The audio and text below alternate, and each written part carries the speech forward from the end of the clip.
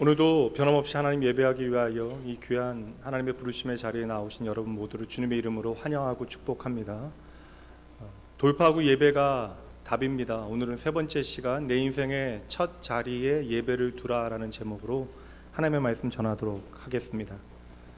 지난 주에도 어떻게 가족 예배 잘 드리셨는지 모르겠습니다.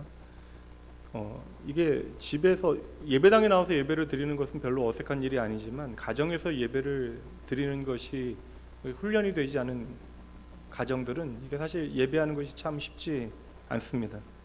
부모들이 원한다 할지라도 아이들이 거부하는 경우가 많이 있고, 또 일상적인 어떠한 나눔 가운데 어떠한 신앙적인 언어들을 표현하는 것이 익숙하지 않은 가정들도 또 그러할 것이라고 생각을 하는데, 사실 여러분의 자녀를 참으로 복되게 하는 방법이 무엇이겠어요? 열심히 자녀를 위해서 기도하는 일도 중요하고, 여러분들이 그 신앙을 여러분의 삶으로 거울처럼 잘 비추어 내시는 것도 중요하고요. 그리고 중요한 것은 아이들이 가정에서 일상적인 언어를 신앙적인 언어로 때로는 바꾸어 부모들과 함께 그 신앙을 나누는 경험들이 아이들이 장차 가장 어려운 순간, 하나님의 도우심이 필요한 순간에 아주 귀한 영적인 자산이 되어질 것입니다.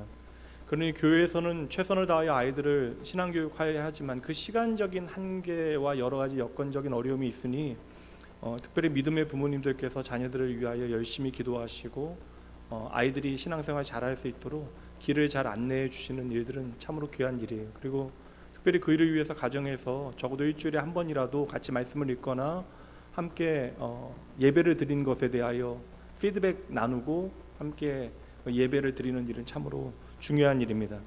매 시간 제가 여러분들에게 요사이 말씀드립니다. 우리의 삶에 그 어떤 것도 당연한 것이 없잖아요. 마찬가지로 우리가 예배를 당연히 여겨서는 결코 안 됩니다.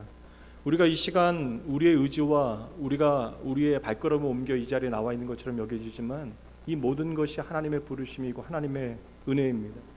그리고 이 예배라고 하는 것은 결정적으로 하나님과의 만남의 시간이 되어지는 것이죠. 그러므로 예배라고 하는 것이 우리의 삶의 최고의 축복이 되어지는 이유는 우리는 이 예배를 통하여 더욱더 분명히 하나님을 만날 수 있기 때문에 그러한 것입니다. 그러니 오늘도 변함없이 우리를 만나 주시는 하나님, 이 자리에 임재하시어 우리에게 말씀하시는 하나님께 집중하시며 이 예배가 하나님과의 멋진 만남, 아름다운 만남의 시간 되어지기를 여러분 갈망하셔야 합니다. 오늘 함께 나눌 말씀의 제목 마음에 새기고 오늘 말씀 나누도록 하죠. 한번 따라해 보시죠. 내 인생의 첫 자리에 예배를 두겠습니다. 말씀 사역자로 이 설교 강단에서 이 단상에서 여러분들에게 말씀을 잘 풀어내야죠. 그러니까 이 진리의 말씀을 여러분의 삶의 정황 가운데 이 땅의 언어로 풀어내야 하는 것이 설교자의 임무이기도 하고, 그래서 때로는 어려운 진리를 쉽게 여러분들 가운데 풀어서 설명하고 또 그것을 때로는 비유를 통하여 여러분들이 이해할 수 있는 방법으로 저는 전달해야 하지만, 이번 설교 주제는 여러분 어려워할 필요가 전혀 없습니다. 이번 설교 주제는 여러분들이 이해하는 것이 목적이 아니라 말씀을 듣고 그 즉각적으로 여러분의 삶에 적용하고 실천하시면 되는 거예요. 지극히 실천적인 주제입니다. 매주 여러분 우리가 하나님에 대한 열정을 가지고 이 자리에 나와 있는 것처럼 여겨지지만 이 예배에 대한 열정을 가지고 있는 사람은 내가 아닙니다. 실상 이 예배에 대한 가장 뜨거운 열정을 가지고 계신 분, 이 예배에 대한 뜨거운 마음을 가지고 계신 분이 하나님이세요. 그래서 이 예배에 대해서 가장 뜨거운 마음을 가지고 계신 하나님의 마음을 우리가 좀 깨닫고 나도 모르게 무너졌던 우리의 예배가 다시금 좀 눈에 보이게 회복되어져야 하는 것이고, 그를 통해서 침체되어졌던 나의 영혼이 활력을 찾아야 하는 것입니다. 결국 그래서 우리가 예배를 잘 드리는 것이 이번 연속 설교의 목적이 되어지는 것이죠. 이제 가정 예배 어려운데 드리는 가정들이 있더라고요. 그래서 익숙하지 않은 가정 예배를 드리면서 어려움을 저에게 호소하는 분들, 또 예배를 잘 드리고 있다라고 말씀해 주시는 분들, 아이들이 예배를 같이 드려주는 것만 해도 얼마나 귀한 일인지 몰라요. 그리고 건강에 허락되지 않음에도 불구하고 저도 염려가 되는데 요사이 말씀의 은혜에 좀 갈망하는 마음으로 말씀을 좀 필사하는 분들도 계시고요. 그 필사를 상당히 좀 많이 하셨더라고요. 저는 이 모든 선택과 움직임이 바로 회복을 향한 우리의 발걸음이라고 확신을 합니다. 그리고 이러한 나눔들을 제가 듣게 될 때마다 얼마나 설교자로 감동받게 되어지고 감사한지 모릅니다. 하나님을 기억하고 기꺼이 우리가 불편을 선택하는 거 사실 쉽지 않거든요. 내가 편한 선택을 하는 것이 우리의 본능적인 움직임인데 스스로 우리가 불편을 선택하고 함께 하나님을 예배하는 자리에 나오는 것, 하나님의 말씀이 너무나 좋아서 그 말씀 사모하여 그 말씀 읽고 묵상하고 그 말씀 열심히 한자 한자 써내려가는 그 모든 사랑하는 주의 자녀들에게 특별한 치유와 감당 못할 은혜와 회복의 역사가 있을 줄 주님의 이름으로 축복합니다. 날마다 기도하고 있습니다. 경제적으로 어려운 분도 계시거든요. 우리 장로님 기도하시는 대로 소상공인 또 그리고 자영업 하시는 우리 성도님들 좀 잘 되시다가 코로나 2년 반이 지나가면서 참으로 어려운 시간을 버텨내고 계시는 분들 계시는데 경제적인 여건도 나아져야죠. 모든 상황이 좀 나아지기를 저는 바랍니다. 그러나 무엇보다 더 중요한 것은 여러분, 이 모든 시간을 통해 결국 하나님과의 관계가 더욱더 깊어지셔야 합니다. 그리고 저는 그것을 위해서 날마다 여러분을 위해서 기도하고 있습니다. 내가 바로 하나님의 사랑받는 자녀라고 하는 사실을 여러분 기억해내셔야 하는 거예요. 하나님의 사랑받는 여러분은 하나님께서 기뻐하시는 인생을 살아갈 수 있음을 잊지 마셔야 합니다. 그리하여 여러분의 일생이 하나님의 마음을 참으로 시원케 하는 삶이 되어져야 하는 것이죠. 여러분이 예수 그리스도로 말미암아 내가 구원받았음을 믿으십니까? 좀 더 분명하게 말씀드릴게요. 내가 구원받았음을 믿으십니까? 내가 구원받은 하나님의 자녀로 이 자리에 나와 있는데, 내가 구원받은 하나님의 자녀로 이 자리에 나와서 나의 삶을 이제는 거듭난 자로 살아가는데 그럼에도 불구하고 대충 살아간다라고 하는 건 얼마나 여러분 비극적인 일이에요. 교회 다닌 지 오래되신 분들 참 많으시잖아요. 내가 평생 교회 나오면서 대충 때우는 예배를 드리는 거, 수백, 수천, 수만 번의 예배를 드리면서 하나님의 은혜를 경험하지 못했다라고 이야기하는 것이 결코 당연한 일이 되어져서는 안 되는 것이에요. 우리가 거듭난 하나님의 백성으로 예배를 통하여 하나님을 만나지 못하는 것보다 더 비극적인 일은 없는 거예요. 우리의 삶에 더 큰 재앙은 없는 것입니다. 그러니 여러분, 오늘도 우리 자신에게 물어야 되는 질문은 동일해요. 내가 과연 좋은 예배자인가? 내가 과연 하나님께서 기뻐하시는 예배자인가? 내가 만족하는 것 말고요. 하나님께서 나의 예배를 오늘 기뻐하시는가? 오늘 우리는 하나님의 은혜를 기억하여 내가 할 수 있는 모든 표현을 총동원하여 하나님 찬양하고 말씀 듣고 기도하고 내가 준비한 예물을 드리며 내 존재의 가치를 하나님 안에서 발견해야 되는데, 여러분 예배 때마다 내 존재의 가치를 예수 그리스도의 그 이름 안에서 찾아내고 계십니까? 오늘이 새로운 연속 설교의 세 번째 시간이에요. 2주 전 첫 시간에 나누었던 설교의 주제를 기억하시나요? 2주라는 시간이 참 길죠. 하나님은 그래도 여러분을 사랑하십니다. 첫 주제는 여러분의 예배는 괜찮습니까? 라는 질문을 던져드렸습니다. 우리가 얼마나 많은 예배를 드리고 있어요. 저는 4대째 예수를 믿는 집안에서 태어나니, 그리고 목사의 가정에서 태어났으니 얼마나 많은 예배를 드리겠습니까? 우리가 참으로 많은 예배를 드리고 있는데 과연 내가 하나님 앞에 드리는 이 예배가 살아있는 예배인가? 이 예배가 과연 우리에게 생명력 있고 생기 있는 예배가 되어지는가? 그리고 이 살아있는 예배가 과연 우리의 삶에 움직여 우리를 변화시키는 능력이 되어지고 있는가? 과연 나의 예배는 오늘 괜찮은가? 여러분, 오늘 이 자리에 왜 나와 계십니까? 사실 교역자들이 좀 걱정을 했거든요. 내일이 휴일이다 보니까, 이게 예전에는 그래도 나온 교회는 휴일에 상관없이 주일 출석률이 상당히 높은 교회였는데 코로나 지나가면서 예배 안 나오는 것이 당연해진 직분자들도 많으니까, 이게 월요일에 휴일이 있는 주일, 그리고 하필 오늘 오후 예배를 처음 드리게 되어집니다. 사실 저한테 저희가 이제 성경 공부 같은 모임도 있고 이제 새로운 성경 공부 모임을 준비하고 있는데, 사실 성경 공부 모임이 좀 부족하다고 여겨지시는 분들은 오후 예배 나오셔야 되거든요. 주일 낮에는 하나님의 마음이 무엇인지를 여러분들에게 풀어서 잘 설명드리는 거, 하나님께서 얼마나 여러분을 사랑하시는가 보여드리는 것이 저의 보편적 설교자의 임무라면, 주일 오후는 그래도 하나님의 사랑을 발견한 사람들이 이제는 어떻게 이 세상을 살아가야 하는가에 대한 구체적인 이야기들을 나누는 시간이거든요. 좀 나오셔야 되는데 오늘 이제 하필 내일 휴일이 있다 보니까 아니나 다를까 평소보다는 좀 인원들이 덜 나오신 것도 사실인 것 같아요. 그리고 감사한 게 일부 예배가 또 평소보다 많이 나오셨는데, 그분들은 이제 일부 예배라도 드리고 이제 외출을 하기 위해서 나오신 것이 아닐까라는 생각을 해봅니다. 귀하죠 여러분. 뭐 여러 가지 염려되는 일들이 많은데 그래도 교회 나오시는 것이 얼마나 쉽지 않은 일이에요. 여러분들이 다 그냥 뭐 마음 편하고 예민하지 않아서 이 자리에 나와 있는 것은 아닙니다. 사실 교회 나와서 예배 드리는 것도 사람들 만나는 것도 밥 먹는 것도 다 걸리긴 하는데 그래도 내가 현장에서 함께 예배해야 된다는 생각 때문에 이 자리 선택하셨잖아요. 다시 한번 더 분명하게 말씀드리고 질문드립니다. 여러분 왜 예배하고 계십니까? 사실 많은 사람들이 분명 하나님 사랑해서 예배하고는 있지만 습관에 따라 예배하는 사람들도 많이 있습니다.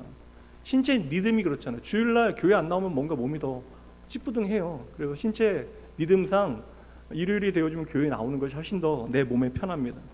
그래서 신체 리듬상 교회 와서 졸더라도 그냥 교회 나와 있는 것이 훨씬 더 편한 사람들이 이 자리에 있을 수도 있습니다. 또 어떤 사람들은 체면상 예배 나오는 사람들도 있을 거예요. 내가 직분자이니 내가 이 정도 신앙생활을 해왔으니 사람들의 시선 때문에 교회에 안 나가는 것이 불편하게 여겨지는 사람들도 있을 수 있습니다. 그리고 교회 나오는 것에 대해서 좀 이렇게 뭐라고 이야기해야 되죠? 이게 좀 안 나오면 찜찜하게 여기는 분들도 겁나는 분들 계시거든요. 이게 사람의 마음에 있는 종교성 때문에 내가 이거 예배를 안 드리면 내 인생이 좀 잘못되지 않을까. 전에 이렇게 주일날 예배당 안 나오고 교회 안 드리고 골프장 갔다가 그 지갑 잊어버리신 한 집사님께서 교회 예배 안 나와서 지갑 잊어버렸다고. 그건 본인이 잘못해서 잊어버린 거지 하나님께서 지갑 잃어버리게 하셨겠어요? 근데 불편한 거예요. 주일날 예배 안 드리면. 그러니까 뭔가 예배 안 드리면 무언가 내 삶의 일주일 동안 뭔가 안 좋은 일이 생기지 않을까라는 찜찜한 마음에 이 자리에 나오는 분들도 분명 계실 거예요. 근데 그런 분들은 팬데믹 지나면서 확인했죠. 아, 예배 안 드려도 아무 문제 없구나. 그래서 예배를 멀리하는 분들도 실상 있는 것도 사실입니다. 또 어떤 분들은 가정의 평안을 위해서 이 자리에 나오는 분들 계실 거예요. 부모님 너무 싫어하시니까 안 나가면, 그리고 내 아내가 내 남편이 너무나 싫어하니까. 결혼의 조건이 사실 교회 나오는 것인 분들도 계시잖아요. 그래서 이게 내가 1시간만 잘 버티면 일주일이 편안할 수 있으니까 가정의 평화를 위해서, 나의 평안을 위해서 이 자리에 앉아 계신 분들도 우리 중에 있을 수 있습니다. 그럼 제가 다시 한번 여쭤볼게요. 여러분은 오늘 왜 예배하십니까? 다른 사람 이야기들 다 빼고 오늘 이 자리에 나와 계신 여러분은 왜 오늘 이 자리에 계십니까? 좀 근본적인 질문을 점검해 봐야죠. 여러분은 내게 생명 주신 분이 예수님이심을 믿으십니까? 질문 어렵진 않죠? 나에게 생명 주신 분이 예수 그리스도이심을 믿으십니까? 나에게 구원 주시고 나에게 오늘도 은혜 베푸시는 분이 하나님, 예수 그리스도, 성령 하나님, 우리가 그 하나님을 예배하기 위하여 이 자리에 나와 있는데, 그렇다면 여러분 그 믿음 가운데, 그 진리 가운데 오늘 여러분의 예배는 어떠합니까? 우리가 참으로 오랜 세월 동안 예배를 드려오기는 하는데 나도 모르게 뻔하고 습관적인 예배를 드리고 있는 것은 아닐까. 우리가 예배 시간을 좀 편안하게 생각하는 것, 안정감 있게 느끼는 것 좋은 일입니다. 그러나 오늘 우리의 예배가 살아있지 않고 잠들어 있다면 이건 좀 전혀 다른 문제가 되어지는 것이죠. 그럼 여러분, 이 시간 내가 왜 이 자리에 있는지, 그리고 내가 왜 이 자리에 있어야 되는지, 그리고 내가 무엇을 해야 하는지 우리가 정확하게 좀 인식할 필요가 있다는 것이죠. 이해할 필요가 있는 것입니다. 주보의 예배 순서에 따라 가는 주일 1시간의 예배가 아니라 내가 과연 하나님 앞에서 상한 심령을 가지고, 이게 상한 심령이 무엇인지는 좀 이렇게 언어적인 표현이 아니라 내가 주님 앞에 좀 상한 심령을 가지고 하나님 없으면 절대 안 됩니다, 내가 하나님 아니면 안 됩니다라고 하는 마음으로 하나님 앞에 나와 나의 마음과 뜻과 정성을 다하여 구원의 하나님을, 다시 말해서 내게 생명 주신 하나님을 내가 참으로 예배하고 있는가?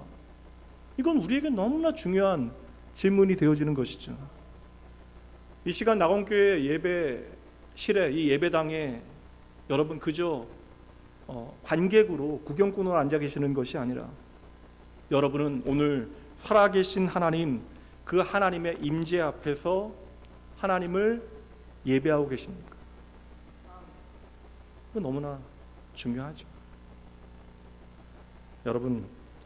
여러분도 중요하다 여겨지는 일들 많잖아요. 저에게 기도 부탁하는 그 수백 개의 기도 제목들, 제가 이번 주는 기도 제목 제가 요사이 받아서 기도 제목 하고 있는 게 한 2달에 한 번씩, 3달에 한 번씩 업데이트 하는데, 제가 기도 제목을 세어보니까 700개가 넘어요. 하루에 한 60개, 70개씩 기도하지 않으면 안 되는 기도 제목들이 있습니다. 저한테 다 기도 부탁을 하신 것이 아니라 교육자를 통해서 기도 부탁하시거나 혹은 이제 기도 카드를 제출하신 모든 것들을 좀 기도 제목에 적어 놓는데, 중요한 일들이 너무나 많아요, 성도님들의 삶에. 근데 제가 이 시간 화관하여 말씀드립니다. 여러분의 인생이 중요하다라고 여겨지는 거 다 열심히 내실 수 없어요, 여러분. 그런 것들 중에 어떤 것들을 좀 떼워도 됩니다. 제 생각에는 여러분들에게는 너무나 절실하지만 좀 떼워도 돼. 그리고 우리가 기계가 아니잖아요. 우리의 의지가 약해서 어떠한 일들에 대해서 해야 된다는 사실을 알면서도 게을러지는 순간들도 있습니다. 그런데 여러분, 예배는 안 된다는 거예요. 예배는. 다시 말씀드릴게요. 그래서 예배가 살아야 내가 살게 되어지는 것입니다. 우리가 이 자리를 너무나 당연하게 여기지 말고요, 우리의 인생의 모든 것이 당연해지면요, 감사가 사라져요. 내 존재의 의미를 잃어버리게 되어집니다. 우리가 오늘 이 자리에서 하나님을 예배한다라고 하는 것이 얼마나 엄청난 일인가를 깨닫고 예수 그리스도의 십자가와 부활을 통과하여 여러분 온 마음과 온 정성을 다해서 하나님 앞에서 예배하셔야 합니다. 그래서 여러분, 예배는 절대 떼우면 안 돼요. 다른 건 떼우셔도 돼요. 힘드실 수 있으니까 여러분, 다른 건 좀 떼우시고 예배는 하나님의 은혜로 여러분 안에 가득 채우시는 나온케 성도 여러분 되셔야 합니다. 주일날 생각해 보세요. 주일날도 이 예배, 공적 예배 시간에도 하나님 뜨문뜨문 대충 바라보시는 분이 하나님 안 보이는 나의 일상 가운데 하나님 또렷하게 바라본다라는 것이 뭐 가능한 일일까요? 목사인 저도 힘든데, 날마다 말씀을 묵상하는 목사인 저도 그것이 참으로 쉽지 않은데, 우리가 주일날 이 한 시간 하나님의 임재 앞에서 하나님 예배하지 못한다면 우리의 삶이 어떻게 하나님께서 받으실 만한 예배가 되어질 수 있겠습니까? 이게 바로 우리가 오늘 변하지 않는 이유가 되어지는 것이죠. 다시 한번 질문합니다. 예수님이 나의 생명이심을 믿으십니까? 이거 믿어야 돼. 이거 믿어지는 것이 은혜입니다. 이거 안 믿어지면 예배가 어렵거든요. 예수가 나의 생명이라고 하는 사실을 믿는다라고 하는 것은 우리에게 있어서 구원에 이르는 중요한 지식이 되어지는데, 이 지식이 그냥 반만 되어지는 지식이 될 때가 많아요. 그냥 적당히 아는 지식으로 머물게 되어집니다. 그러니 오늘 우리는 예배 가운데 구원의 기쁨과 구원의 감격을, 그 예배의 감사함을 누릴 수 없는 거예요. 그러니 여러분, 다시 한번 이 예배를 통해서 여러분들은 매 순간마다 예배를 드릴 때마다 고백해내셔야 돼요. 예수가 과연 내 삶에 누구이신가? 이 고백이 없으면 예배가 불가능해요. 예수가 누구이십니까? 오늘 여러분의 삶에 예수가 누구이십니까? 예수가 여러분의 인생의 그리스도, 여러분의 구원자 되십니까? 그래서 예수님께서 말씀하신 대로 예수님이 나의 길과 진리 생명이십니다라는 고백이 예수님의 선언 이후에 여러분의 고백이 되어지시냐는 거예요. 여러분, 이 사실은 우리가 정말 제대로 믿어야 합니다. 다른 것들은 우리가 좀 놓치더라도 이것은 반드시 믿어야 되는 거예요. 근데 우리가 적당히 믿는 거예요. 그러니까 내가 예수님이 필요하다는 사실을 깨닫지 못하는 거예요. 오늘 한 번 정도는 괜찮지. 내가 죄인이라고 하는 사실을 인식하지 못합니다. 그러니까 의로운 사람들이 많아요. 교회 다니는 사람들 가운데 가장 문제가 무엇인지 아세요? 제가 이제 청년 사역, 이제 학생부 사역을 하는 친구 목사 2명이 어저께 이제 근처에 이제 방문을, 다른 이제 모임에 방문했다가 교회에 들렸어요. 토요일 날 사실 저희는 교제를 거의 하지 않습니다. 아무리 반가워도 그냥 5분만 10분만 얼굴만 보고 헤어지겠다라고, 2년 동안 얼굴을 못 봐가지고 가장 가까운 친구라 친구 목사하고 이제 2명이 왔는데, 이제 앉아 있다 보니까 목사들이 말이 많아가지고 5분만 앉아 있겠다라고 이야기했다가 2시간을 같이 앉아 있었어요. 저 토요일 날 이렇게 생각하면 회개했어요. 성도님들 뭐 좀 시간 내자 그러면 토요일 날은 예배 준비해야 된다는 생각하면서 친구 왔다가 또 2시간을 근데 계속 얘기하면서 그 얘기했거든요. 이게 가장되어진, 교회 안에서 나도 모르게 속게 되어진 가장되어진 겸손이 얼마나 무서운 일인가. 그냥 교만한 게 나아요. 겸손한 척 교만한 건 더 문제가 되어지는 것입니다. 왜 우리가 오늘 적당히 믿어요? 내가 죄인이라는 사실을 깨닫지 못해요. 하나님이 필요한 사실을 깨닫지 못하니까 내가 의인이라고 착각합니다. 내가 저 사람보다는 적어도 낫다라고 하는 오해가 우리 안에 있는 거예요. 우리가 주님 없으면 나띵인데, 아무것도 아닌데, 주님 없어도 내 삶에 크게 문제가 안 된다라고 생각합니다. 그러니 예배 드리는 것도 내가 주님이 필요합니다가 아니라 내가 주님 이렇게 주님을 높여드리고 있습니다. 내가 주님을 위해서 이렇게 예배하고 있습니다. 우리가 착각하고 있는 것이죠. 그러니 이 예배가 나에게 생명이 되어지는 것이 아니라 내가 예배 드리는 것이 주님을 위하여 무언가를 하고 있다라고 우리가 오해하게 되어지는 거예요. 근데 여러분, 예수를 나의 구주, 나의 구원자, 나의 주인으로 만난 사람들은 내가 엉망이라고 하는 사실을 깨닫습니다. 제가 나온교회 처음 왔을 때는 제가 참 쓰레기 같은 인생이라고 이야기했는데 그거 오해되시는 분들이 계셨나 봐요. 저도 뭐 가장된 겸손이 있어서 그래도 여러분보다는 제가 낫습니다라는 제 마음도 있잖아요. 근데 제가 쓰레기라는 표현은 하나님 앞에 아무것도 아니라라는 표현이 되는 거예요. 우리가 하나님 앞에 내가 얼마나 엉망인가 아무것도 아닌가에 대한 인식이 있어야 하나님의 도움을 우리가 갈망하게 되어지는 것이죠. 여러분, 내가 괜찮은 사람이라고 하는 착각에서 벗어나셔야 돼요. 하나님과 단절되어진 나는 아무것도 아닙니다. 멸망받아 죽어야 되는 죄인이에요. 그렇게 하나님과 영원히 단절되어진 저와 여러분을 사랑하시어 하나님께서 살리기 원하셨기에 오늘 우리가 이 자리에 존재하는 것입니다. 우리가 무슨 죄를 지어서 죄인이 되는 것이 아니라고요. 이거 오해하시면 안 돼요. 내가 지난 일주일 동안 좀 막 살아서 오늘 주일날 예배 나와서 또 간절한 마음으로 하나님 앞에 내가 죄인입니다 회개하는 것이 아니라, 지난 한 달 동안, 지난 1년 동안 우리가 잘못 살아서 하나님 앞에 회개가 필요한 것이 아니라, 그러니까 우리가 죄를 지어서 죄인이 된 것이 아니라 우리가 죄인이라 우리가 의롭다 생각하는 모든 행하는 일들조차도 죄가 되어지는 거예요. 하나님으로부터 내가 벗어나게 되어질 때 우리의 존재 자체가 죄인이라고 하는 인식이 있어야 되는 거예요. 그렇게 우리는 하나님께 도무지 닿을 수 없는 존재인데, 여러분 감사한 게 뭐예요? 복음이 무엇입니까? 세상의 종교와 기독교가 다른 것이 무엇이에요? 우리는 답이 없는데 하나님께서 저와 여러분을 포기하지 않으신 거예요. 내가 생각해도 나는 포기되어져야 하는데 하나님께서 결코 나를 포기하지 아니하신다. 이게 예수 그리스도의 십자가의 복음입니다. 공의로우신 하나님, 공평하신 하나님께서는 내가 도무지 책임질 수 없는 그 죄를 그래서 친히 담당하신 것이에요. 이 엄청난 사건이 성탄절로부터 부활절에 관통하고 있는 것입니다. 그래서 십자가와 예수님의 부활은 오늘 하나님의 사랑을 우리에게 비춰주고 있는 것이죠. 이제 세상의 사망의 권세가 저와 여러분은 어쩔 수 없다라는 것이에요. 왜요? 나의 죄값을 십자가에 달리신 예수 그리스도께서 다 청산해 주신 것입니다. 그래서 우리는 예수 그리스도 안에 있을 때 in Christ 더 이상 죄의 노예가 아니라 하나님의 자녀가 되어진 것이죠. 그래서 우리는 예수님만이 나의 생명이라고 고백하면 이 자리에서 하나님을 예배할 수 있는 거예요. 하나님의 자녀만이 하나님을 예배하는 것입니다. 그러니 오늘 우리가 구경꾼으로 나왔건, 가정의 평안을 위해서 나아갔건, 체면을 위하여 나왔건, 어떠한 이유로 이 자리에 있건 간에 우리는 그 모든 시간을 통하여 결국 예수만이 나의 생명이심을 고백하게 되어질 것입니다. 그러니 예배는 뭐예요, 여러분?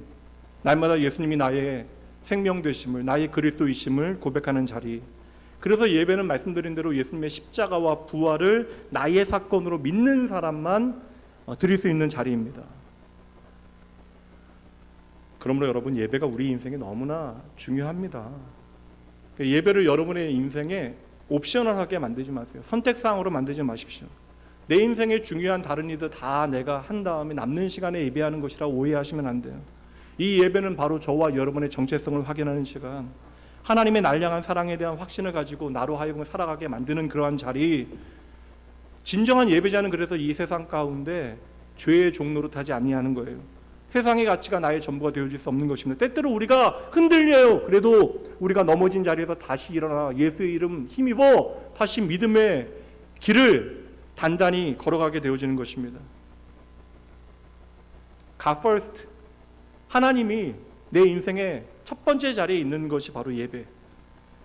너희는 먼저 그의 나라와 그의 의를 구하라. 이거 여러분 무겁게 안 듣잖아요. 예수님께서 우리에게 명하시는 하나님의 나라의 첫 번째 원리인데, 너희는 먼저 그의 나라와 그의 의를 구하라. 그럼 우리 속으로 생각합니다. 예수님이나 가능한 일이시죠. 너희는 먼저 그의 나라와 그의 의를 구하라. 이게 얼마나 엄청난 말이에요. 우리는 그럴 수 없는 존재라고요.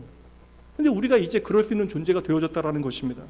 이 말씀은 우리에게 의무나 부담이 되어지는 것이 아니라 하나님께서 우리의 삶에 열어놓은 엄청난 축복이 되어지는 거예요. 나 같은 것이 하나님의 나라를 구할 수 있다니, 나 같은 것이 하나님의 뜻에 합당하게 나의 삶을 살아갈 수 있다니, 여러분 이러한 하나님의 놀라운 은혜에 부르시면 오늘 여러분의 존재와 여러분의 영혼과 삶을 뒤흔들어 놓아야 돼요. 그래야 여러분들이 좋은 예배자가 되어지는 것입니다.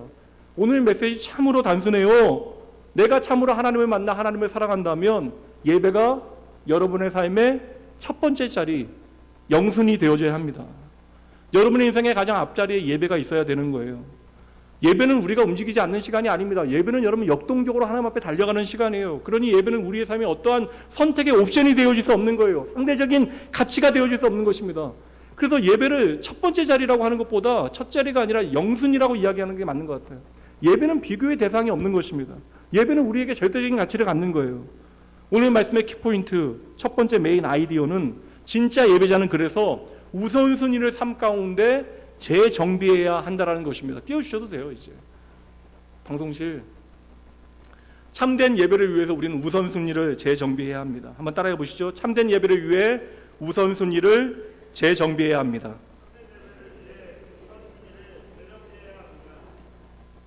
알겠다고요. 우리가 예배를 잘 드려야 되겠다는 사실은 알겠다고요. 근데 우리가 정말 예배를 잘 드리기 위해서는 우리의 삶의 우선순위가 무엇인지를 각자가 점검해 보셔야 합니다. 그러니까 여러분의 시선이 저절로 가 있는 곳, 여러분의 시선이 머물고 있는 곳, 그리고 내 마음이 저절로 기울어져 있어서 나의 모든 것이, 내 마음 전부가 그곳으로 결국 흘러가 버리는 곳이 어디인가. 그러니까 냅둬도 내 마음이 흘러가 버리는 곳이 분명히 있어요, 여러분. 그것을 확인해 보셔야 합니다. 오늘 말씀의 시작을 보세요. 25절.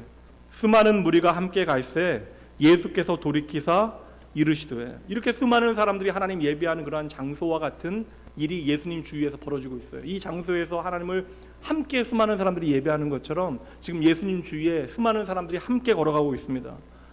예수님께서 길을 나서자 큰 무리가 함께하고 있어요. 그들은 박수치며 예수님의 이름을 부르며 연호하고 환호하고 예수님을 따라갑니다. 얼마나 좋은 분위기예요. 말 그대로 예수님의 빅팬, 그러니까 예수님이 너무나 좋은 사람들. 근데 어디나 그렇듯이 따르는 사람들 가운데는 적극적인 참여자도 있지만 수동적인 참여자도 있어요. 그러니까 멋모르고 따라오는 사람들도 많이 있습니다. 예수님께서 행하신 일을 보고 따라오는 사람들도 있지만, 그리고 예수님의 가르침이 너무나 좋아서 예수님 따르는 사람도 있지만 그냥 아무 생각 없이 예수님 따라가는 지금 수동적인 참여자도 있을 거예요. 그 모임 안에는 분명 구경꾼도 많았을 것이고 또 불평하며 비판하며 따라가는 사람도 분명 있었을 거예요. 오늘 저와 여러분이 이 자리에서 예수님 따라가고 있다면 여러분들은 어떠한 마음으로 예수님을 따라가고 계십니까? 주님께서 오늘 여러분에게 원하시는 것이 무엇이겠어요? 적어도 여러분 구경꾼 되는 것은 아닙니다. 관객으로 이 자리에 앉아 계시는 것 아니라고요. 지금 하나님의 임재 앞에서 하나님 가까이 나아가 제자의 자리에서 예수님의 음성 듣기를 주님께서는 원하시는 것입니다. 말씀드렸잖아요. 그냥 분위기는 좋아요. 오늘 이 자리에 계신 여러분같이 분위기는 좋다고요. 현장의 분위기는 너무나 좋아요. 예수님을 중심으로 많은 사람들이 몰려 있습니다. 그런데 예수님께서는 그들로 인해서 기뻐하지 않으신다고요. 도리어 그들에 대해서 너무나 단호하시기까지 합니다. 이렇게 분위기 좋은데 예수님께서는 지금 찬물을 끼얹는 말씀을 이어서 하십니다. 이 말씀은 그 자리에 있는 사람들뿐만 아니라 오늘 이 자리에 있는 예수님 좋아합니다라고 고백하고 있는 우리에게도 참으로 부담이 되어지는 말씀. 그래서 우리가 외면하고 싶은 말씀이 이어져요. 예수님께서 나를 향하여 환호하는 사람들을 향하여 뒤돌아 보시며 말씀하십니다. 26절 27절이요.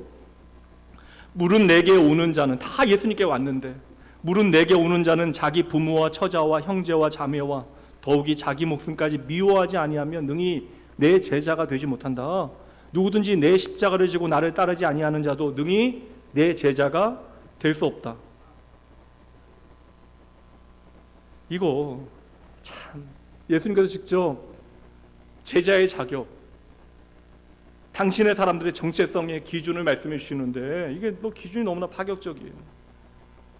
이 파격적인 기준이 뭐예요, 여러분? 한 단어에 담겨져 있어요. 뭐예요, 여러분? 파격적인 기준. 미워하라. 예수님의 가르친 거 얼마나 달라요? 지금까지 해주신 말씀과 평소에 가르친 거 얼마나 다릅니까?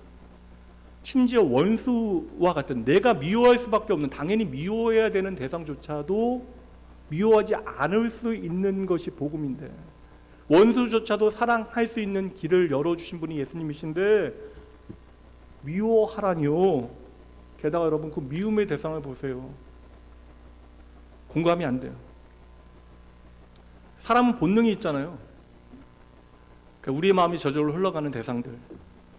결국 제가 전에도 한번 말씀드렸지만 사람이 자녀 정말 사랑하는 것처럼 여겨져도 자기 자신을 더 사랑하게 되어지는 순간들이 분명히 있어요. 제가 전에도 설교 때 말씀드렸지만 지금 우리 아이들 너무 많아요. 이뻐요. 너무 이쁘거든요. 저는 애들 보기만 해도 너무 이뻐요. 근데 제가 어릴 때 애가 너무 많이 울었거든요. 영유와 대학병원의 영유와 정신과까지 갔어요. 애가 너무 하루에 1시간을 제대로 자지 않아요. 그러니까 가족들 뭐 몇 명이 달라붙어도 방법이 없습니다. 그래서 저희가 학교에 용인까지 대학원 다닐 때 2학년 때 용인까지 막혀서 2시간 가야 되는데 처갓집에 애가 있으니까 2시간이 넘 왕복 4시간이 걸리는데 저 운전하고 가는 시간이 너무 행복했어요. 애에서 벗어날 수 있다는 게 너무나 울어요. 너무나 그렇게 감사한 게 우는 시간이 끝나니까 이제 부모 속을 좀 안 썩인 자녀이긴 했는데 그때는 너무나.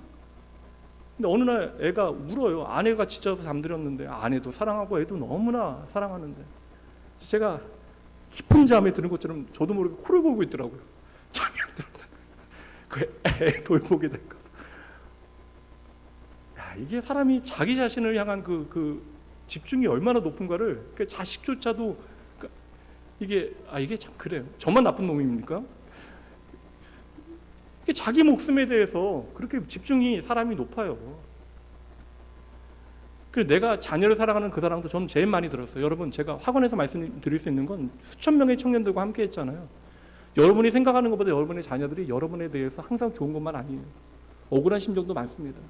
내 부모가 생각보다 공평하지 않고 내가 원하는 식으로 사랑해 주지 못했다고 하는 상처들이 자녀들도 다 있어요. 근데 내가 사랑하는 가장 사랑하는 대상이 내 가족이잖아요. 그러니까 내가 욕하는 건 괜찮아요. 내가 미워하는 건 괜찮은데 나 아닌 다른 사람이 내 가족 욕하게 되어지고 미워하면 그렇게 우리가 목숨 걸고 미워하고 싸우잖아요. 근데 그렇게 내가 소중히 여기는 대상들 미워해야 된다. 이게 예수의 사람이 되어질 수 있는 길이다. 여러분 어떻게 받아들이시겠습니까? 그러니까 이거 문맥 잘 보셔야 돼요. 문자로 우리가 해석하면 안 됩니다. 10대 때 여러분들이 너무나 철없을 때 여러분 향해서 집 나가라고 더한 말도 하실 수 있죠. 했던 그 부모의 말씀처럼 들으면 안 됩니다. 여러분 예수님의 말씀은 지금 가정과 혈연 관계를 부정하라고 하시는 게 아니에요. 가정은 가족이라고 하는 것은 하나님의 창조 계획 안에 들어있는 거예요. 인간이 타락하여 타락한 인류를 유지할 수 있는 비결로 주신 일반 은총의 영역이 아니라 가정은 타락 전에 하나님께서 허락하신 하나님의 창조의 영역입니다. 그러니까 우리는 이 가정을 통하여 하나님 아버지의 마음을 배워갈 수 있는 너무나 놀라운 은혜의 수단이 되어지는 거예요. 그래서 자녀 낳으면 신기하게도 다 철이 들어요. 자녀 낳으면 하나님 아버지의 마음도 이해하게 되어집니다. 여기서 미움의 대상, 이 미움이라는 게 뭘까? 이 미움의 의미는 바로 내가 절대적으로 사랑하는 그 대상들을 절대적으로 사랑하지 말라라는 거예요. 이 미움이라고 하는 것은 바로 이 절대적인 가치에 대한 도전이 되어지는 것입니다. 오늘 나누고자 하는 첫 번째 주제가 되어지는 우선순위의 문제가 되어지는 거예요. 오늘 너희가 좋은 예배자가 되어지기 위해서 너희가 더 사랑해야 되는 것과 덜 사랑해야 하는 것을 결정하라. 우리가 나에게 생명 주신 예수 그리스도 만나서 진정 하나님의 자녀로 하나님의 나라를 이 땅 가운데 살아가기를 원한다면 오늘 너희의 삶의 우선순위를 분명하게 선택해라. 여러분 우리는 예수님을 사랑해야 합니다. 예수님 사랑하셔야죠. 여러분 나에게 주어진 가족 사랑해야 합니다. 사랑하셔야죠. 나에게 주어진 가족도 사랑해야 돼요. 우리는 예수님도 사랑하고 가족도 최선을 다해서 사랑해야죠. 그럼 만약에 여러분 이게 뭐 깻잎 논쟁보다 어려운 논쟁이 되면 안 되는데 여러분 오늘 내가 나의 가족, 나의 자녀와 예수님 가운데 누구를 더 사랑해야 한다라고 하는 그 선택을 해야 한다면 그 선택의 순간에 여러분들이 무엇을 선택하시겠습니까? 이 질문이에요. 이 질문. 참 어렵죠. 근데 이게 쉬워야 돼요. 말씀드렸잖아요. 예수님이 나의 생명이십니다. 그러니까 나의 생명이 예수님으로부터 비롯하여 예수님께 돌아가는 거예요. 나의 생명이 어디서 오는가? 나와 나의 가족과 나의 자녀를 복되게 하시는 분이 누구인가? 우리가 잊지 말아야 돼요. 근데 이거 잊지 않으면 내가 나의 목숨을 위하여 살아가는 것이 나의 노력에 달려있지 않고 주님께 달려있다는 사실을 우리가 인정하게 되어지는 것인데 이 분명한 답을 우리가 우리의 삶에서 경험적으로 확인하지 못하니까 그 분명한 고백을 하나님 앞에 드리지 못하는 거예요. 그래서 오늘 우리는 하나님을 제대로 예배하지 못하는 것입니다. 이 자리에 있는 여러분들도 마찬가지가 아닐까라는 생각이 들어요. 지식은 내가 분명히 있는데 이 지식이 나의 삶에 살아있는 지식이 되지 못하니까 반쪽짜리 지식이에요. 그래서 내가 예수를 그리스도라고 고백하지만 진정 예수님이 나의 구원 되십니다, 나의 생명 되십니다, 나의 전부 되십니다라는 것을 인정해 드리지 못하는 것입니다. 이 반쪽짜리 지식 때문에 오늘 우리가 예수님을 제대로 따르지 못하는 거예요. 그러니 예수님께서는 오늘도 우리를 향해 뒤돌아보시면서 정색하며 물어보셔야 하는 것이죠. 네가 오늘 소중히 여기는 것들보다 너는 정말 내가 더 소중하냐? 우리가 예수님을 또 따르지 못하는 또한 이유가 있다면 우리의 믿음이 반쪽짜리 믿음이기 때문이 아닐까라는 생각을 해봐요. 우리가 예수님을 사랑하지 않는 것이 아닙니다. 예수님 만난 사람들은 예수님을 다 사랑해요. 저는 예수님을 사랑하지 않는다라고 이야기하는 사람 교회 안에서 단 한 명도 만나지 못했어요. 그러니까 예수님의 사랑이 좀 죄송합니다. 그냥 제가 속된 표현으로 아리까리하다라는 사람들은 있어도 그래도 예수님의 사랑을 부정하진 않아요. 예수님 사랑한다라고 이야기합니다. 문제가 무엇이에요? 근데 우리가 예수님을 사랑하는데 예수님 말고도 사랑하는 게 너무나 많아요. 그러니까 우리가 헷갈리는 거예요. 진짜 사랑하는 게 뭔지 모릅니다. 말로는 예수님 사랑합니다, 예수님 최고로 사랑합니다, 예수님이 전부입니다 쉽게 얘기하는데 이게 어떤 종교적인 형식이 되어져 버렸어요, 우리 안에. 그래서 우리가 말은 잘하는데 실제로 우리의 삶에서 우리가 말하는 대로 선택하지 못하는 것입니다. 근데 여러분, 그런 의미에서 이 신앙이 생명이라면 이 믿음은 여러분 진짜 믿음이 아니죠. 반쪽짜리 믿음은 그래서 거짓 믿음이 되어지는 것입니다. 항상 말씀드리잖아요. 믿음을 나의 이야기로 바꾸시면 안 돼요. 믿음은 하나님의 이야기. 그러니까 내가 하나님을 얼마나 사랑하고 있는가도 중요하지만 이것은 믿음의 실체가 아닙니다. 진짜 믿음의 실체는 뭐예요? 하나님이 나를 사랑하신다는 거예요. 그러므로 하나님이 나를 사랑하신다는 사실을 더 크게 믿는 것이 믿음입니다. 그러니까 하나님이 나를 정말로 사랑하신다는 사실을 내가 확신하는 것, 우리가 하나님을 1대1로 만나게 되어지고 그분을 생명으로 경험하게 되어지고 그래서 내 삶에 무수히 많은 사건들, 스치고 지나가는 사건을 통하여 하나님이 나를 사랑하신다는 사실을 경험하여 그것이 겹겹이 쌓이게 되어질 때 우리가 하나님의 이름을 부르게 되어지고 그 부르는 모든 이름을 통하여 우리는 하나님의 사랑을 확신하게 되어지는 것입니다. 제가 경험한 하나님은 나를 가장 사랑하신 하나님, 아주 쉽게 원초적으로 표현하면 나를 편애하신 하나님, 그 누구보다도 나를 사랑하신 하나님이 바로 하나님 나의 아버지이십니다. 근데 저는 이게 쉽지 않은 사람이에요. 어제도 제가 친구 목사들하고 나누면서 저는 성격 자체가 좀 고민을 많이 해야 되는 성격이기 때문에 이게 저는 이러한 결론에 도달하기까지 하나님의 은혜이기도 좀 무수히 많은 하물며 불가지론에까지 이제 파고 들어가서 고민했던 시간들이 있거든요. 20대의 시간.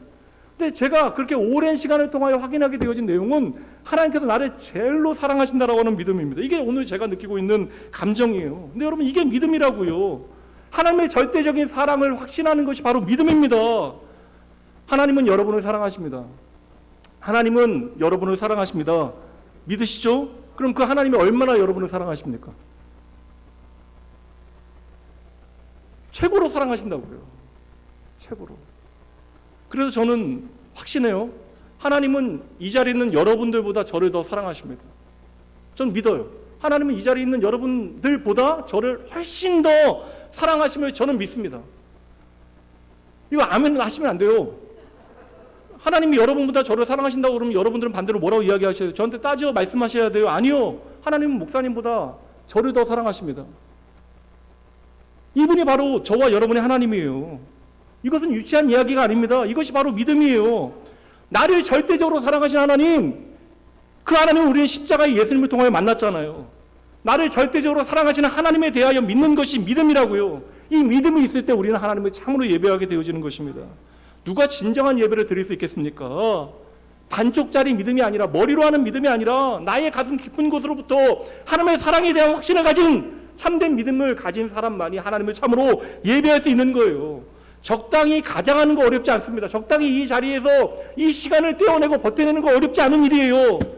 그러나 여러분, 나를 향한 하나님의 절대적인 사랑에 응답하는 사람, 나를 향한 하나님의 절대적인 사랑을 믿고 나도 내가 소중히 여기는 그 무엇보다 주님을 더 사랑하기로 작정하는 사람, 그 사람은 심지어 내 가족보다, 내 자녀보다, 내 목숨보다 주님을 더 사랑하고 따릅니다.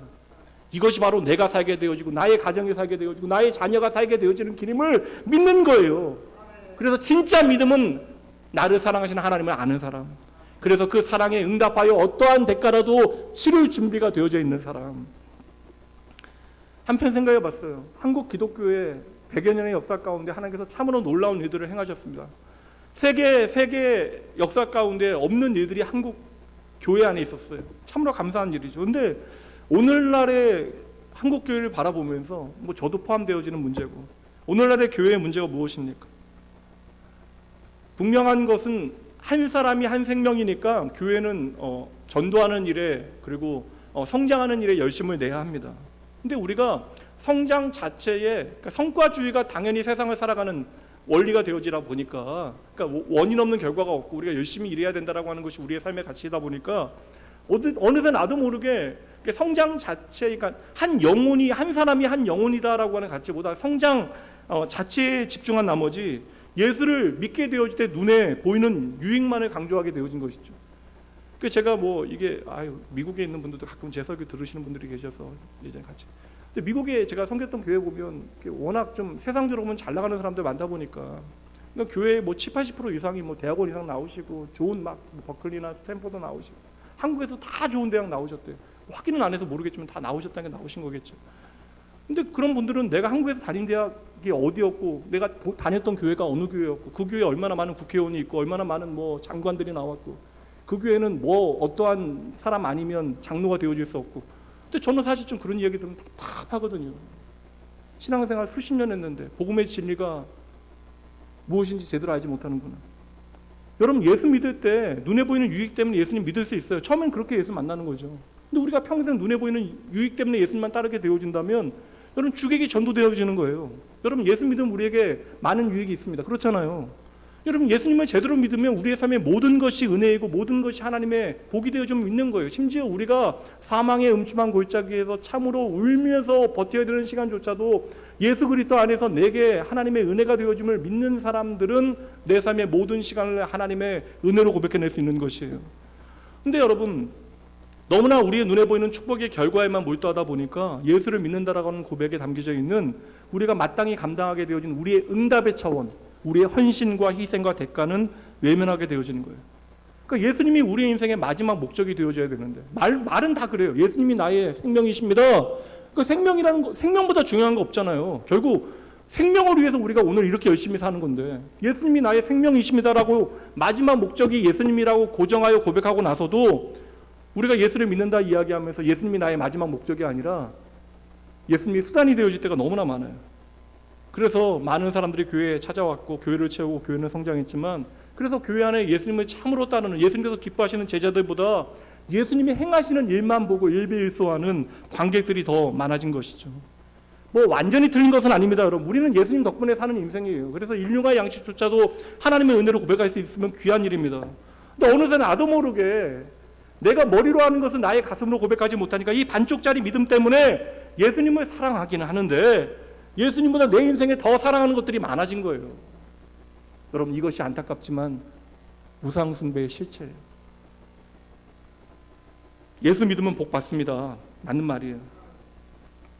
그러나 여러분, 예수를 믿는다라고 하는 것은 그 유익만을 바라는 것이 아니라 예수님의 그 절대적인 사랑 앞에서 이제는 내가 좀 주님을 더 사랑하기로 응답하는 거예요. 주님께서 나를 이렇게까지 사랑해 주시니까 주님의 그 감당 못할 사랑에 내가 응답하기로 작정하는, 그래서 사랑의 대가를 기꺼이 감당하기로 작정하는 것이 바로 예배예요.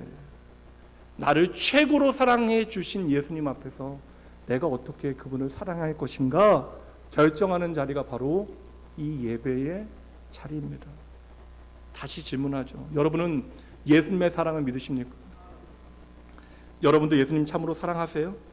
한 가지만 더 질문 드릴게요. 그럼 여러분은 내 가족보다, 내 목숨보다, 내 자녀보다 예수님 더 사랑하십니까? 줄어들잖아요. 우리가 믿음의 우선순위를 잘못 정하다 보니까요, 어제도 흔들린 거예요. 그리고 오늘도 흔들립니다. 그리고 내일도 똑같이 흔들릴 거예요.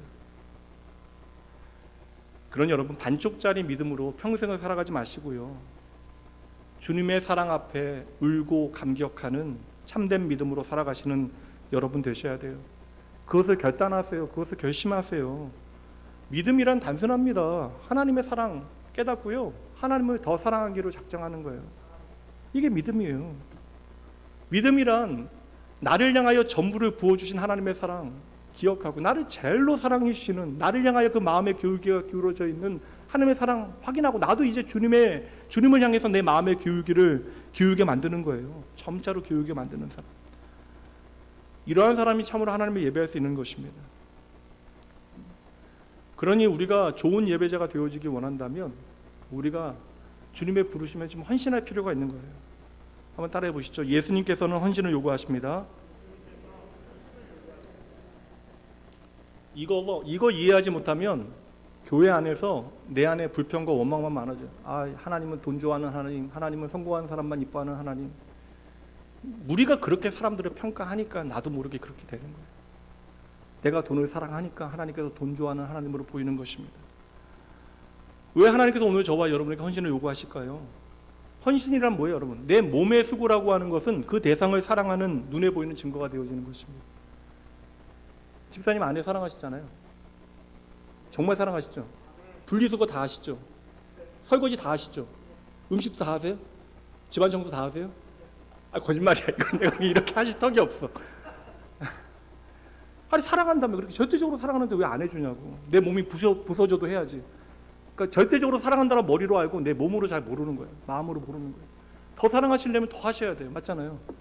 그러니까 제가 어느 날 그랬어요. 아내 정말 사랑하는데 제가 아내를 위해서 하고 있는 게 별로 없어요. 그러니까 내가 교회 일을 하는 목사니까 제가 이렇게 어느 날 아내도 공감해 주죠. 어느 날 너무 지쳐서 오니까 하루 종일 막 고민하고, 또 교회 안에 목사가 해야 되는 일이 말씀 준비하고 성도들 돌보는 것뿐만 아니라 이런저런 일들 많으니까, 뭐 세무서에서 찾아오고 구청에서 찾아오고 이런 일들이 많으니까 이거 뭐 이러든지 어느 날 뭐 저도 이제 지쳐서 들어가면 제가 당연히 뭐 설거지 안 하고, 그러니까 저는 그냥 얘기해요. 그냥 저는 안 해요. 그러니까 사람들이 저를 이제 봅니다. 이게 아내한테 좋은 얘기를 좀 하니까 제가 집에서 뭐 일을 많이 하는 것처럼, 아내한테 물어보지 마세요. 아내 거짓말해야 돼. 그러니까 제가 안 해요, 거의 집에서. 어쩌다 한번 뭐 설거지 한번 좀 이렇게 마음에 좀 변화를 받으면 한 달 정도 열심히 하다가 10여 개월 안 합니다. 그 분리수거는 제 딸이 다 버려요. 그러니까 내려줄 때 거의 없고, 뭐 저는 안 해요, 잘. 이게 사실 좀 반성합니다. 근데 대신 다른 거 제가 잘하는 게 있겠죠. 열심히 또 아내를 위해서 수고하는 일들이 있겠지만 이게 참 이게 쉽지 않아요. 그러니까 정말 사랑하면 헌신을 더 해야 되는데. 제가 예전에 젊은 부부 세미나 하면 이제 장차 남편들이 그 얘기하거든요. 이제 젊은 부부니까 아직 모든 게 안정적이지 않고 대출 많고 막 그러니까 이제 장차 이제 10년 후, 20년 후에 아내를 얼마나 행복하게 해줄 것인가에 대해서 얘기하는데, 근데 막상 아내들은 그거 원하는 게 아니거든요. 그냥 오늘 그냥 내가 사랑해서 분리수거 한번 제대로 갖다 내려주는 거, 집안 청소해 주는 거, 사랑한다 백날 이야기해 주는 것보다 그런 어떤 사랑의 수고를 감당해 주는 것에서 나를 사랑한다는 것을 확인하게 되잖아요. 제가 틀린 얘기하는 거예요. 근데 여러분, 우리가 주님의 사랑을 확신한다 이야기하면서 그 사랑에 대해서 응답을 하려고 하질 않아요. 그러니까 우리가 수고를 하지 않습니다. 그러니까 하나님께서 우리에게 사랑에 좀 헌신을 해봐라 라고 요청하시는 거예요. 너의 사랑을 한번 좀 확인해 봐라. 나를 향한 너의 마음을 한번 확인해 봐라. 우리는 여러분 수도 없이 양다리가 있죠. 예전에 제가 구약 성경의 말씀 보면 이해가 안 됐거든요. 왜 이렇게까지 하나님의 사랑 경험하고 이렇게 양다리 걸치며 살아갈까? 저와 여러분 더해요. 그들은 눈에 보이는 그냥 오늘 먹고 사는 이야기, 뭐 만나 이야기, 뭐 메추라기 이야기. 그렇지만 저와 여러분 예수님의 십자가 경험했잖아요. 그럼 그들보다는 우리는 잘 살아야 되는데 저와 여러분 얼마나 양다리 걸치며 살아가요. 근데 여러분, 우리가 예수님을 사랑하는 일에 양다리 걸치면요, 우리의 인생은 패망하는 지름길입니다. 주님도 섬기고 세상 섬기고, 주님도 사랑하고 세상 사랑할 수 있는 길은 없어요. 그러니까 양다리 걸치면서 신앙생활 제대로 할 수 있는 길은 없습니다. 세상의 다른 것에는 좀 양다리 걸치셔도 되지만 여러분, 주님은 우리의 삶의 영순이 되어주셔야 한다는 거예요. 얼마 전에 우리 결혼한 청년이 있는데 왜 결혼 사약이 엄중하고 무서운 거예요. 제가 물어보거든요. 이게 얼마나 엄청난 일인지 아냐고. 인생의 다른 가능성에 대해서 이제 생각하지 않겠다라고 하는, 모든 가능성에 대해서 부정하겠다는 약속이에요. 한 사람을 사랑하기 위해서 모든 가능성을 부정하고, 심지어 내가 버는 것조차도 내 것이라 여기지 않고 그와 함께 다 나누겠다라고 결단하는 것, 그러니까 결혼 사약이 참으로 무서운 일이죠. 오늘 예수님의 말씀, 자기 가족, 자기 목숨, 자기 자녀, 자기 소유조차도 버리라, 이 말씀 야속하게 들으시면 여러분 평생 예배 제대로 드리지 못해요. 이거 미워하라, 무슨 말씀이에요? 주님께서 저와 여러분 살려내시겠다라는 거예요. 생명의 길이 되어 주시겠다라고 하는 결연한 의지를 우리에게 보여 주시는 것입니다. 여러분, 하나님 사랑하는 일에 장애물 많으면 우리 안 돼요. 근데 우리 인생이 그렇지 않아도 하나님만 사랑하기에는 너무나 많은 환경적인 장애들이 있는데 우리 스스로 장애물들을 더 많이 만들어요. 평생에 단 한 번도 주님께서 내 삶의 주인 되시지 않은 채로 하나님을 예배할 수 있겠습니까? 그러니까 주님께서 내 삶의 온전한 주인이 되지 못하면 우리는 평생 하나님을 제대로 예배할 수 없습니다. 헌신을 가능하게 만드는 힘은 여러분 사랑이 있다고 말씀드렸잖아요. 헌신은 언제나 사랑에서 시작되어지는 것입니다. 근데 우리는 하나님을 사랑할 능력이 없어요. 헌신할 수 있는 힘이 없습니다. 하고 싶어도 안 돼요. 우리는 그렇게 신의가 넘치는 사람이 아니라고요. 근데 하나님께서 끝까지 우리에게 신실하신 하나님, 그래서 우리는 하나님을 향하여 신실하신 하나님이라고 고백하잖아요. 우리는 신의가 없는데 하나님께서 끝까지 저와 여러분을 사랑하십니다. 마지막까지 저와 여러분 책임지신다고요. 인도하실 것이랍니다. 그래서 우리가 이 사실 믿고 하나님 예배하는 거예요. 그 아버지 하나님 그 고백 받기 원하시는 거예요. 나는 신실하지 않지만 하나님 신실하십니다. 내가 하나님 사랑 더 확신합니다. 하나님 예배합니다. 하나님 그 사랑 안에서 내가 하나님 더 사랑하겠습니다. 그 고백이 예배 가운데 듣기 원하신다고요. 여러분 오해하지 마세요. 우리가 헌신하고 있는 것, 충성하고 있는 것, 이거 우리가 얼마나 보잘것없는지 아세요, 여러분? 얼마나 쉽게 꺾입니까? 우리가 귀히 섬기, 영혼을 섬기는 일에도 쉽게 꺾이고 내 마음대로 하는 것이 우리의 이 시간 다 얘기할 수도 없어요. 근데 여러분 보세요. 우리의 모든 헌신과 충성을 이끄시고 완성하는 분이 누구세요? 우리가 아니라 하나님이시잖아요. 이 모든 것을 통하여 우리도 하나님을 사랑하게 하시는 분이 바로 하나님이시라고요. 우리가 다 아시기 때문에 우리가 얼마나 연약한가를 하나님께서는 아시고 내가 주님을 사랑하기로 결정하기만 하면, 선택하기만 하면 그 선택을 아름다운 선택과 아름다운 헌신과 충성으로 만드신 분이 바로 저와 여러분의 하나님이심을 여러분 믿으셔야 합니다.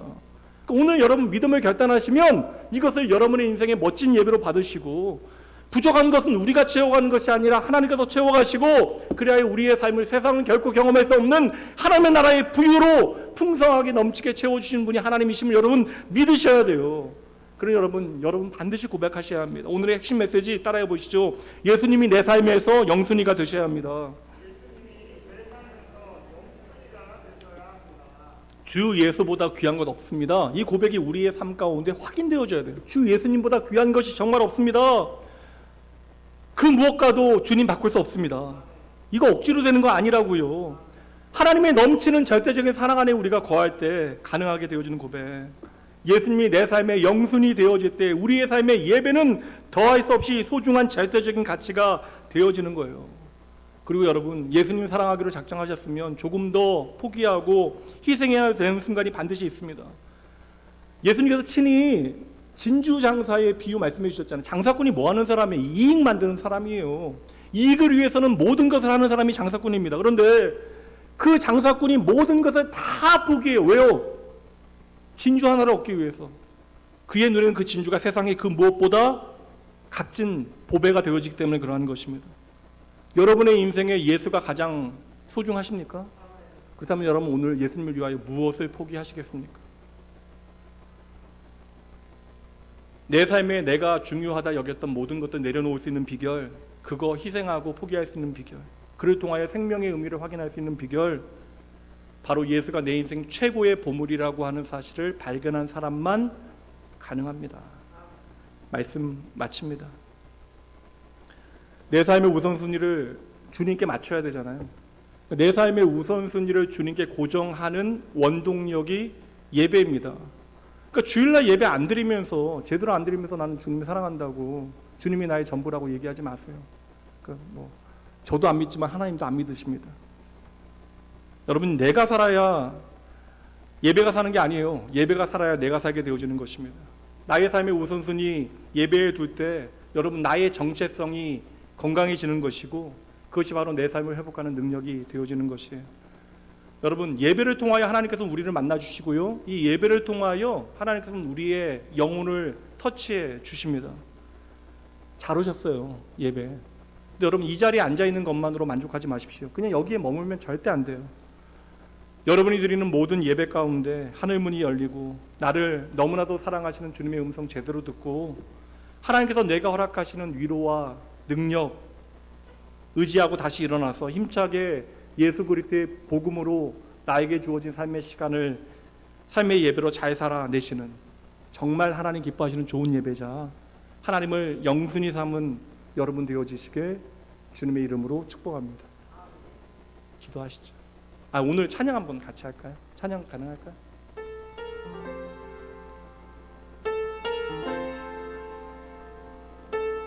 이 년 4개월 만에 우리가 함께 찬양하는 찬양이에요.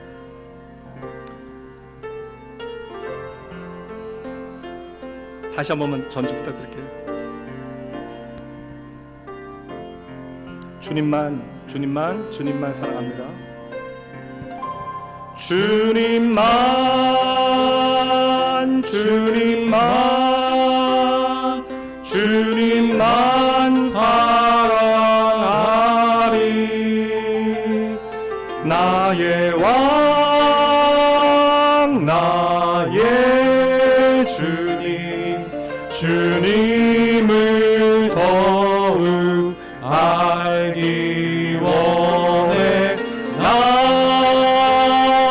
주님께 오직 주께 경배하네. 걸음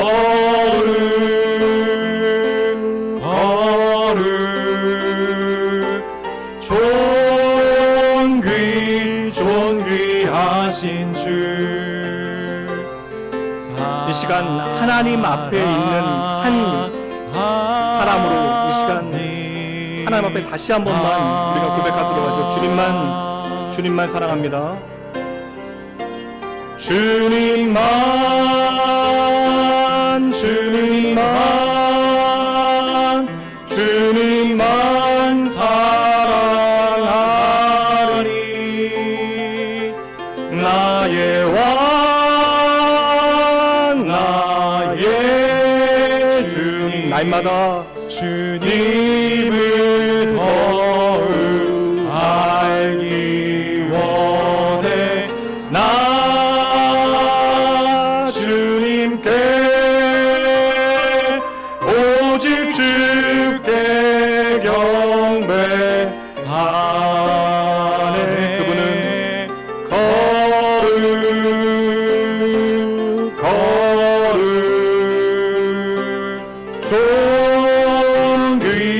존귀하신 주. 사랑합니다.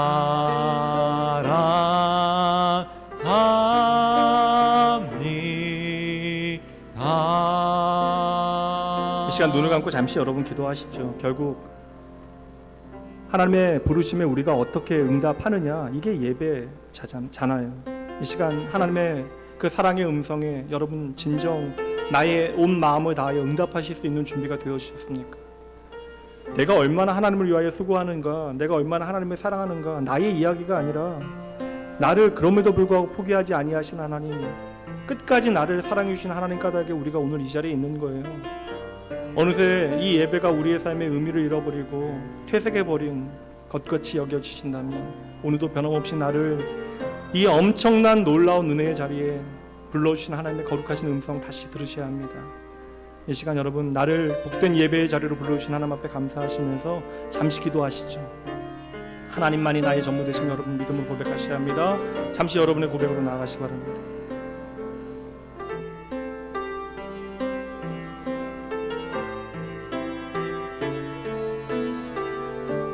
아버지여, 주여 불러주시기 감사합니다. 하나님, 저희들 수많은 예배를 드리면서도 아버지 언제나 구경꾼의 자리에서, 관계의 자리에서 하나님을 예배한 순간이 얼마나 많았습니까? 아버지, 예배의 주인 되신 분이 하나님, 아버지 이 예배의 관객도 오직 한 분 하나님이신데 저희들 이 놀라운 축복의 자리에서 저희들 최선의 예배를 드리지 못했습니다. 하나님, 다시 한번 하나님의 말씀을 통해 나의 예배를 점검하겠습니다. 주님의 음성, 그 사랑의 음성 제대로 듣고 순종하여 하나님의 인도하심을 갈망하게 하시고, 하나님 주님과의 친밀한 사귐의 교류를 통하여 저희의 예배가 변화되어 수 있도록 주여 역사하여 주시옵소서.